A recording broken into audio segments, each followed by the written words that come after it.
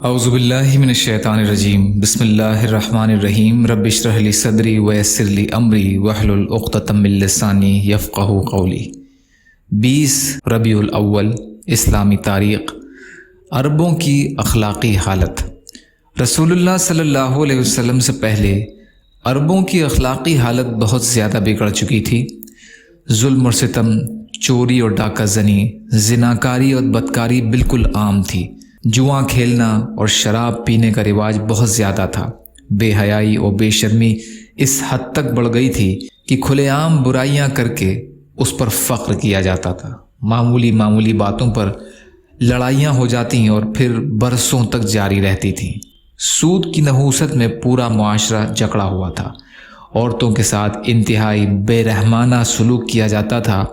انہیں میراث میں حصہ نہیں دیا جاتا تھا اور لڑکیوں کی پیدائش کو اپنے لیے ذلت اور رسوائی کا سبب سمجھ کر بعض قبیلے والے اپنے ہی ہاتھوں زندہ دفن کر دیا کرتے تھے۔ کمزوروں، یتیموں اور بے کسوں کے ساتھ بڑی ناانصافی برتی جاتی تھی اور ان کے حقوق کو پامال کیا جاتا تھا۔ اس طرح کی اور بھی بہت سی دوسری برائیاں ان میں رواج پا چکی تھیں۔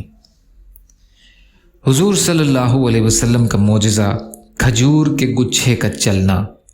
ایک دیہاتی رسول اللہ صلی اللہ علیہ وسلم کی خدمت میں آیا اور کہا کہ مجھے یہ کیسے یقین آئے کہ آپ نبی ہیں؟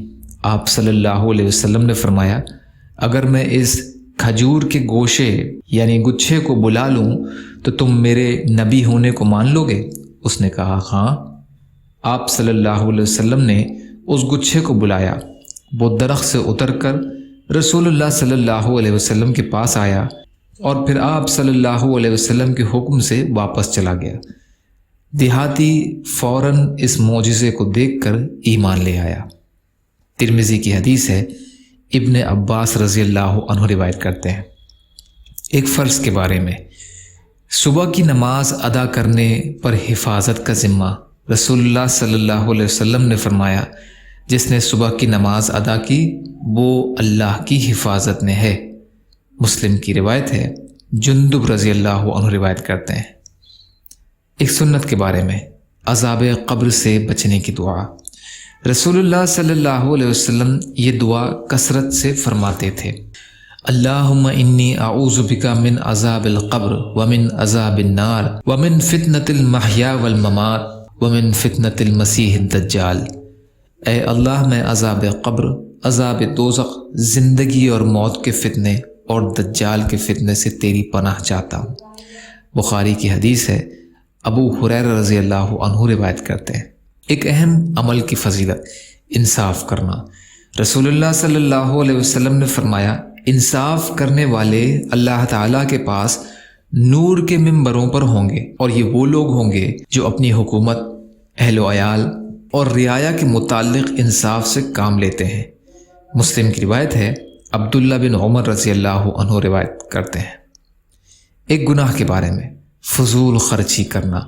قرآن میں اللہ تعالیٰ فرماتا ہے، اسراف اور فضول خرچی مت کرو، کیونکہ اللہ تعالیٰ فضول خرچی کرنے والوں کو پسند نہیں کرتا۔ سورہ اعراف کی آیت کا ترجمہ ہے۔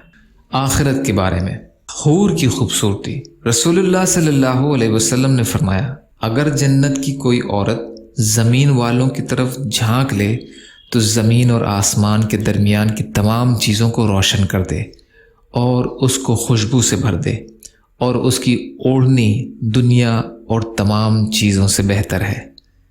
بخاری کی حدیث ہے، انس بن مالک رضی اللہ عنہ روایت کرتے ہیں۔ طب نبوی سے علاج، سرکے کے فوائد۔ رسول اللہ صلی اللہ علیہ وسلم نے فرمایا، سرکہ کیا ہی بہترین سالن ہے، سرکہ کیا ہی بہترین سالن ہے۔